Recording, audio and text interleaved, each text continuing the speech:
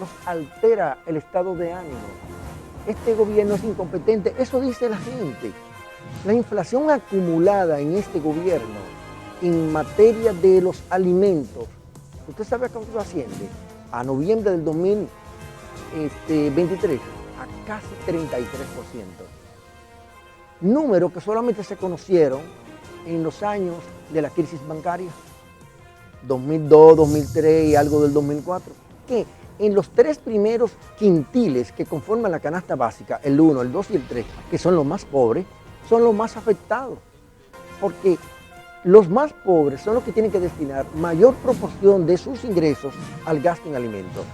Y como la inflación en alimentos es más de un 7% en este 2023, por eso que los pobres dicen que realmente no aguantan. ¿Cuál es el empleo que ha crecido en la República Dominicana? El empleo informal, no el empleo formal. Ese empleo informal, que es el que ha crecido, es un empleo de baja calidad. Lo que significa entonces que para el pueblo dominicano estas navidades van a ser más pobres que las navidades del 2022, que las navidades del 2021.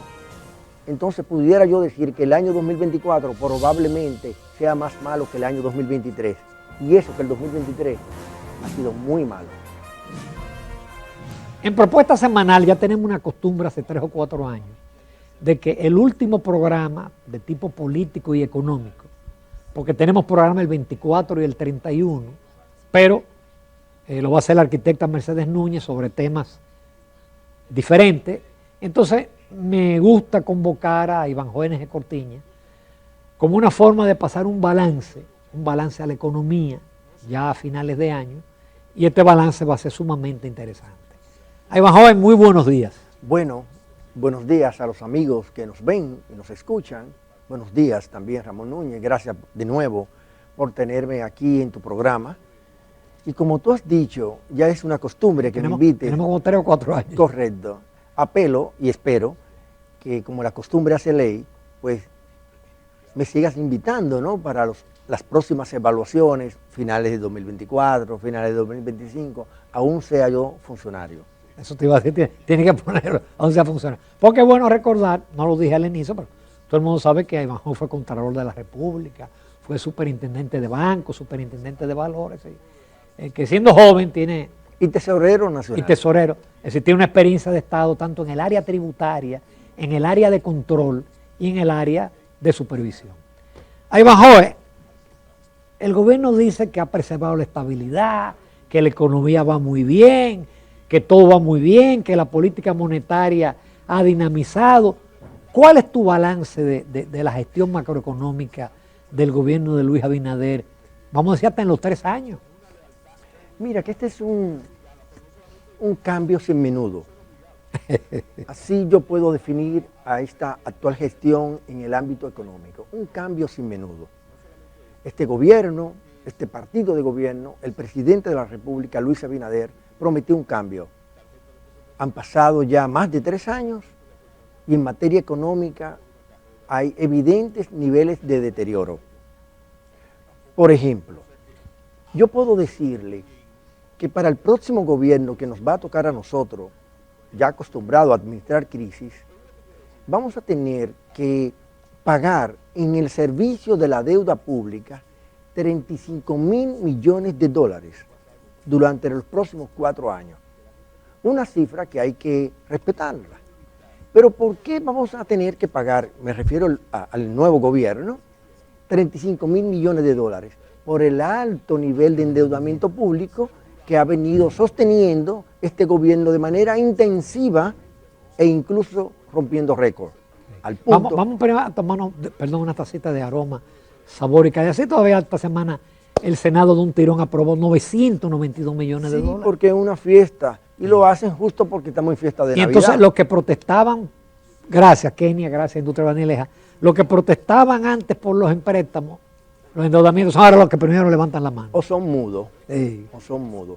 Y entonces decía que el saldo de la deuda pública del sector no financiero asciende en números redondos a 55.000 millones de dólares. Entonces, pero ese es solo ese indicador. El presidente de la República dijo esta semana que el próximo año, el 2024, será un año bueno. Pero él lo dice con conocimiento de causa. Es decir, él dice que va a ser un año bueno porque sabe que el año 2023 ha sido un año malo. ¿Y por qué ha sido un año malo el año 2023? Porque las actuales autoridades, el equipo económico, ha reestimado el desempeño de la economía dominicana 5 veces. Empezó con 4.75 y hoy ya la reestima a 2.5. Lo que significa que ante estas variaciones de reestimación es porque saben que la economía ha tenido un mal desempeño y muy probablemente también fallen en esta última reestimación del 2.5% y la economía probablemente aunque esa la dijo el gobernador, a lo mejor la hacen, le dan un empujoncito. Y también la dijo el ministro de Economía. Sí. Pero asumamos que cumplan con el 2.5%. Tú sabes, Ramón, que este 2.5% se va a convertir en un crecimiento negativo. Sí. Porque mire, asumamos que la tasa de inflación alcance el 4%. Se logre la meta de inflación, que es el 4%. El hecho de que la tasa de inflación sea superior al crecimiento de la economía significa que la economía dominicana, su crecimiento no fue capaz de anular el efecto, y estoy hablando del crecimiento real de la economía, no el nominal. Ese crecimiento real de la economía, que asumimos que pudiera ser 2.5 en el discurso oficial, va a ser insuficiente para cubrir el tema inflacionario de la República Dominicana. Que es bueno decirle a los amigos que nos ven y nos escuchan, Ramón, que aunque la meta de inflación pueda ser lograda, y yo pienso que estará por encima del 4%, algunos decimales más, la inflación del grupo que conforma la canasta básica familiar, que se denomina alimentos y bebidas no alcohólicas, que es el principal grupo de productos de la dieta básica de los dominicanos, que representa alrededor del 33-34% del total de los bienes y servicios que conforman la canasta básica familiar. Resulta que en este año 2023, en los primeros 11 meses, es de 7.2%. Yo lo quería en un artículo del jueves. Sí, lo leí. Que es más alto que la inflación. Pero claro, entonces, por eso es que la familia dominicana dice, es que la comida está cara, es que la inflación nos trae desasosiego, nos altera el estado de ánimo. Este gobierno es incompetente, eso dice la gente. Porque el nivel de precios no ha bajado. Por supuesto, lo que ha bajado es la presión. Es decir, si usted observa, la inflación acumulada en este gobierno en materia de los alimentos, ¿usted sabe a cuánto asciende? A noviembre del 2023, a casi 33%. Números que solamente se conocieron en los años de la crisis bancaria, 2002, 2003 y algo del 2004. Por lo tanto, eso es un reflejo de que no es cierto que nosotros tenemos estabilidad macroeconómica. Porque tener estabilidad macroeconómica significa que el crecimiento económico transite la senda de lo estimado. Y resulta que no se ha transitado esa senda de lo estimado, porque el crecimiento va a estar no solamente por debajo de lo estimado, sino por debajo del crecimiento potencial también. Pero al mismo tiempo usted tiene una inflación que al mes de noviembre que más o menos se llega al 4%, algo más. Pero la de los alimentos, la principal, es de más de un 7%. Entonces no tenemos estabilidad. Esos son los dos principales indicadores. Y por eso que los más pobres opinan lo que opinan en la encuesta Greenberg. Definitivamente, porque fíjese, es que en los 3 primeros quintiles que conforman la canasta básica, el 1, el 2 y el 3, que son los más pobres, son los más afectados. Porque los más pobres son los que tienen que destinar mayor proporción de sus ingresos al gasto en alimentos. Y como la inflación en alimentos es más de un 7% en este 2023, por eso es que los pobres dicen que realmente no aguantan, que su presupuesto no pueden cubrir con su presupuesto, con su pírrico presupuesto, no pueden cubrir el alto costo de la vida, la inflación, el incremento de los precios. Por eso es que yo afirmo que este gobierno ha sido incapaz en materia de manejar la economía dominicana. Y esa cifra de disminución de la pobreza y aumento del empleo que tanto dice el presidente y el Banco Central. Mira, las cifras oficiales dicen eso, testimonian eso, pero si usted lo asocia con el tema del empleo, que está muy vinculado al tema de la pobreza, ¿cuál es el empleo que ha crecido en la República Dominicana? El empleo informal, no el empleo formal. Y el gubernamental. Y el gubernamental, que mucho es parasitario, ¿no? Ya en una investigación se dio a conocer cuál es la nómina de los asesores, que en la mayoría de los casos son parasitarios, ¿no? Más de 70 millones de pesos al mes se gastan solo en materia de asesores. Entonces, en una investigación periodística que se ha dado a conocer en esta semana, ese empleo informal, que es el que ha crecido, es un empleo de baja calidad. Y es de baja calidad porque no tiene acceso a la seguridad social, no tiene acceso a la seguridad laboral, tiene mayor movilidad, tiene menores salarios, por lo tanto, entonces no es un empleo de calidad. Pero fíjate, al margen de esas cifras oficiales que puedan decir que la pobreza ha bajado, en el imaginario social, ese discurso no es comprado. No. Ese relato no es comprado. Y no es comprado, ¿usted sabe por qué, Ramón? Mire, al 13 de diciembre de este año 2023, el dominicano tiene menos dinero en los bolsillos, en sus manos, que en diciembre del 2021, que en diciembre del 2022. Lo que significa entonces que para el pueblo dominicano estas navidades van a ser más pobres que las navidades del 2022, que las navidades del 2021. Entonces, frente a esa descripción, el pueblo dominicano, la sociedad dominicana está viviendo un drama. Entonces, de ahí que la población no se sienta feliz y vea, aprecie que el cambio es un cambio sin menudo, porque nada le ha llegado de positivo a la población dominicana, a los más vulnerables, a los de menores ingresos. Por eso es que es un cambio sin menudo, porque el de a pie no maneja nada, tiene menos dinero en los bolsillos, ¿no? Y naturalmente la población no puede estar conforme. De ahí que las encuestas, la más reciente, desaprueba la gestión económica del presidente Abinader en un porcentaje que supera el 55%, creo que está en 57%. 57, sí. De manera que a partir de este estudio de mercado, que ha tomado el pulso, el termómetro de la sociedad dominicana, que conjuntamente con el imaginario social que Pero además escucha, te dice que los más pobres están con Leonel, los más jóvenes también están con Leonel. ¿Por qué? Porque el espejo que ellos tienen es esa imagen que se refleja en que durante los gobiernos de Leonel había estabilidad de precios, había crecimiento económico, el crecimiento del empleo era de más calidad porque el crecimiento formal crecía mejor, los jóvenes tenían oportunidades de ir a universidades becadas y becados por el gobierno, miles de jóvenes se fueron al exterior o bien en centros de estudios dominicanos y tuvieron la oportunidad de formarse, ¿no? Y hoy son sujetos útiles en la sociedad dominicana, útiles gracias a que sembraron y Leonel Fernández lo ayudó a sembrar, ¿no? Dándole esas oportunidades, como pasó con el deporte.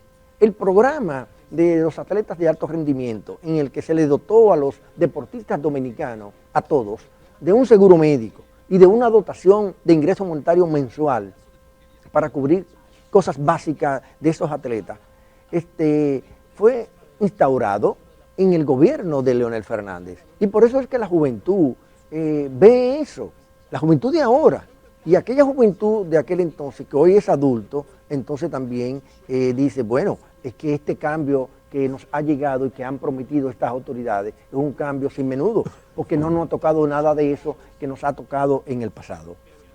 Vamos a una breve pausa, Iván Joven, porque tenemos todavía muchos temas del área económica, pero yo quiero hablar un poquito de temas de política del partido Fuerza del Pueblo. Volvemos en unos minutos. Continuamos con el licenciado Iván Joven G. Cortiñas, economista. En el otro segmento, Iván Joven, tú hablaste de la deuda del sector público no financiero, que a veces vemos al ministro de Economía, al propio presidente, jugando con el tema de la relación deuda-PIB, insultando la inteligencia de ustedes los economistas. Para hay otra deuda también que ya supera el billón de pesos, que es la deuda del Banco Central. En estos días vimos una propuesta del doctor Andy Daguarre, que se titulaba como Basta ya 20 años, que todas esa deuda, todos esos certificados fuesen pasados a Hacienda y que obviamente al Banco Central se le limitara.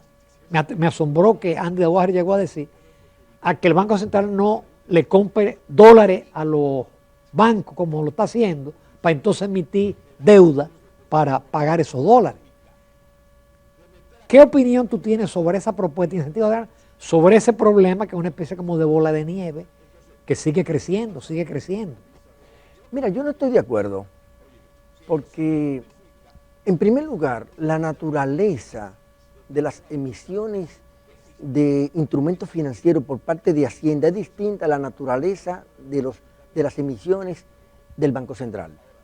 Las del Banco Central tienen una función de naturaleza monetaria que permite jugar con la liquidez, con desmontar circulante, por lo tanto, se asocia mucho al tema del comportamiento de los precios. Es un instrumento de política monetaria. Es un instrumento de política monetaria. Quitarle esa capacidad al Banco Central es limitarlo en materia del manejo incluso de situaciones cíclicas de la economía en la que el Banco Central debe jugar un rol, como lo jugó ahora en la pandemia, que tuvo una postura de carácter expansivo.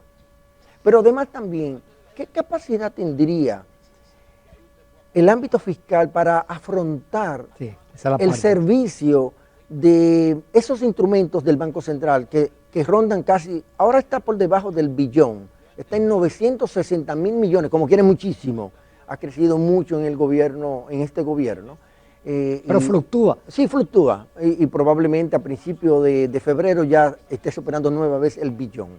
Pero cual que sea, 960 mil o 1 billón de pesos, de deuda del Banco Central a través de estos certificados, de estos valores en circulación, como es que se le denomina, el fisco no tiene posibilidades, no tiene espacio fiscal para cumplir con los intereses de ese monto, que si es trasladado al ámbito fiscal. Lo que sí yo creo es que se debe establecer penalidades para que se cumpla con la ley de capitalización del Banco Central, que en este gobierno ha estado disminuyéndose.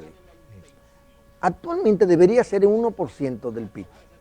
Y ahora está en 0.6. Yo siempre he dicho que el único gobierno que cumplió con la ley el de fue Leonel Fernández, religiosamente.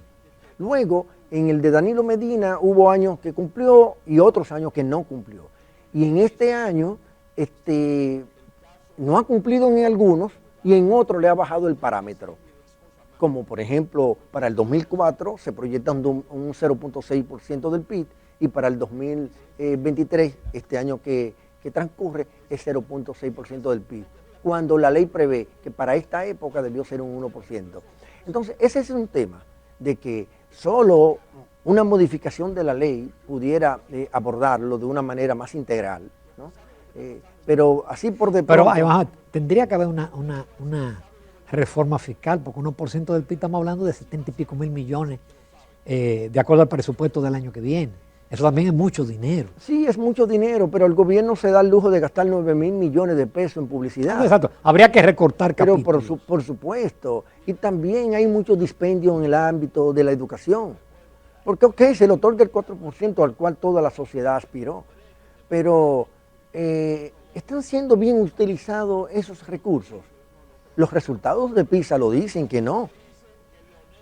Inversión en educación versus resultados es muy evidente. Estamos en penúltimo lugar, el gobierno estuvo celebrándolo, pero celebrar el penúltimo lugar no creo que sea un buen mérito en un lugar tan degradado. Y era una rueda de prensa con el presidente. Pero por Dios, es que los estudiantes de educación básica pueden leer, mas no pueden entender. Es decir, no hay capacidad de lectura comprensiva en un porcentaje que supera el 60%. Entonces, eso es un drama. Se queman hasta los profesores. Se queman los profesores. Imagínate. Y se quema el profesor, obviamente, el profesor ¿qué calidad tiene para poderle transmitir conocimiento al estudiante? No podrá. Mire, yo fui profesor universitario por 15 años y yo puedo decirle que pocas veces yo quedé impresionado por la estructura de construcción de un párrafo. Oiga bien, pocas veces quedé impresionado por la construcción de la estructura de un párrafo en la redacción de algún documento que yo le pedía que me entregaran como informe. Lo cual revela estoy hablando de una universidad privada de élite. Y que por lo tanto uno asume que los estudiantes venían de colegios privados. Perdón, yo impartía, la última materia que yo impartí en la fue ingeniería económica, que se da en el último año de ingeniería. Y cuando yo vi la cantidad de faltas ortográficas, no estamos hablando de redacción de un párrafo, ahí yo decidí darme de baja. No, es olímpica. Uno encuentra situaciones de verdad vergonzosas. Si uno se pone a hacer anécdotas aquí, habría que hacer un programa especialmente para nosotros, los que hemos sido profesor, como en el caso tuyo y en el caso mío, narrar las experiencias amargas, ¿no?, que se vive a ese nivel, que es donde va a parar todo el producto de la educación básica a la universidad. Ahí que tú ves reflejo. Exactamente. Pero ustedes se están preparando, porque por ejemplo este gobierno tiene la impresión que ellos no se prepararon para ir al gobierno. Claro, hasta octubre del 19, Luis Abinader no tenía posibilidad. De ahí en adelante fue que una serie de coyunturas. Ustedes se están preparando porque van a afrontar una serie de cosas: educación, salud, seguridad ciudadana, mejorar una cantidad de servicios que han empeorado, y está la parte de la economía. Mira, ahora mismo el tipo de cambio subió casi 50 puntos en una semana. Mira, nosotros tenemos la ventaja que estamos preparados y nos mantenemos actualizándonos. Al menos puedo hablar por experiencia propia. Y actualizar significa mantenerse al corriente de las novedades en abordar situaciones económicas, como esta que vamos a heredar de este gobierno, que va a ser una situación económica en la que las finanzas públicas dominicanas van a llegar totalmente degradadas a agosto del 2024. Y cuando digo degradada es porque va a haber menos espacio fiscal y va a haber más debilidad en lo que se llama la solidez o la solidez fiscal, ¿no?, de las finanzas públicas. Esto, conjuntamente con el dato que yo te ofrecía al principio de la entrevista, que indicaba que alrededor de 35 mil millones de dólares será el pago del servicio de la deuda pública del sector no financiero, naturalmente será un gran desafío para las nuevas autoridades. Pero recuerda, Ramón, que el equipo económico y los hombres y mujeres que acompañamos a Leonel Fernández tenemos experiencia de Estado y tenemos experiencia en manejar crisis. Por ejemplo, este presidente que tenemos actual, el señor Luis Abinader, ha dicho que le ha tocado gobernar en los tiempos más difíciles de la historia del último siglo de la economía dominicana. Y eso no tiene fundamento. Yo me dediqué a medir cuál ha sido el impacto de las crisis que ha manejado el presente gobierno. El del gobierno del cambio sin menudo. Parte de la crisis del COVID, digo parte porque la administración de Danilo Medina fue que le tocó la parte principal. La crisis parcial que nos afecta de la guerra Ucrania-Rusia, la crisis de los contenedores y una serie de situaciones internacionales que se han verificado, que ha padecido la economía mundial. Eso ha tenido un impacto en la economía dominicana, sumado que no llega al 7% del PIB. Y entonces, ¿de cuánto fue el impacto económico de la crisis bancaria que nosotros heredamos, que detuvimos, corregimos y relanzamos la economía dominicana a partir del año 2024? En la cifra más conservadora es 15% y en la cifra de la CEPAL es 20%. Por lo tanto, no es cierto lo que ha dicho el presidente de la República, que le ha tocado gobernar en los tiempos más malos, ¿no?, de crisis económica a escala mundial. Pero que la crisis financiera global 2008-2009 fue peor que la guerra de Ucrania. Pero por supuesto, pero mucho a poco. Como el caso, por ejemplo, del precio del barril del petróleo, que aquí a lo más que ha llegado es a $110 en los mercados internacionales. ¿Y a cuánto llegó el pico en los gobiernos del presidente Fernández, luego de esa crisis financiera internacional de los subprime, sobre los $145 el barril de petróleo. De manera que eso es un mito, que de los tantos mitos que ha construido este gobierno, en el que construyendo estos mitos tratan de confundir a la opinión pública dominicana y a la población. Pero la población es muy inteligente y sabe muy bien, porque es la que va a los colmados, es la que tiene que pagar préstamos. Por ejemplo, con este tema de los préstamos, ya no de la deuda pública del gobierno, sino la deuda privada de los hogares. Cuando el Banco Central y la Junta Monetaria tomaron la decisión en junio de este año de empezar a descender la tasa de política monetaria o de referencia, de 8.5 la llevaron a 8 y hasta el día de hoy está en 7%, que es la tasa de interés monetaria que hace que le hace una invitación al sistema financiero para que disminuya y haga lo propio. La tasa de interés promedio ponderado, la activa de los bancos, es más alta ahora que en junio del 2023, cuando empezó a descender la tasa de política monetaria. Y más para atrás, desde noviembre. Entonces, ha habido un efecto nulo, no ha habido un efecto de transmisión de la tasa de política monetaria de transferencia hacia la tasa bancaria. ¿Y a quién afecta eso? A los usuarios del dinero bancario, del crédito. El que toma un dinero prestado para un apartamento, el que toma un dinero prestado para la compra de un vehículo para trabajar, para el que toma un dinero para algún colmado o bien para una gran empresa. El promedio de este mes de diciembre de la tasa activa, promedio ponderado, ronda el 14%, el promedio, ¿no? Ha bajado, ha subido, debe estar el promedio... Pero eso es más de lo que era el 1 de junio, sí, cuando empezó la flexibilización. Mucho más, mucho más. Entonces, por eso es que es un cambio sin menudo lo que hemos tenido en este gobierno. Porque ese menudo de lograr bajar la tasa de interés bancaria no ha llegado al usuario del crédito. Y como no ha llegado al usuario del crédito, entonces el cambio solamente es para los popis. Es decir, para los que viven en burbuja, para los que viven de la bonanza, que solamente queda explicado por aquel dato que dice que del crecimiento económico que puede experimentar la economía dominicana, por ejemplo, del año pasado, que fue de 4.9%, estoy hablando del 2022, el 70% de los dominicanos no se benefició de ese crecimiento económico. Solamente se benefició el 30%. Lo que significa que hay asidero, hay fundamento, hay evidencia para decir que los dominicanos dicen la verdad cuando afirman que el crecimiento económico no le llega a su casa, que el crecimiento económico no le llega a sus bolsillos. Porque el crecimiento económico, cuando se ha experimentado, como por ejemplo en el año 2022 con un 4.9%, solamente le sirvió para los de altos ingresos, para los ricos, no para los guaguaguá, para los más desventajados de los ingresos, los de menos ingresos. De ahí que yo afirmo y sostengo que este ha sido un cambio sin menudo. Ahí va, joven. Culminamos nuestra misión ya de cierre económico.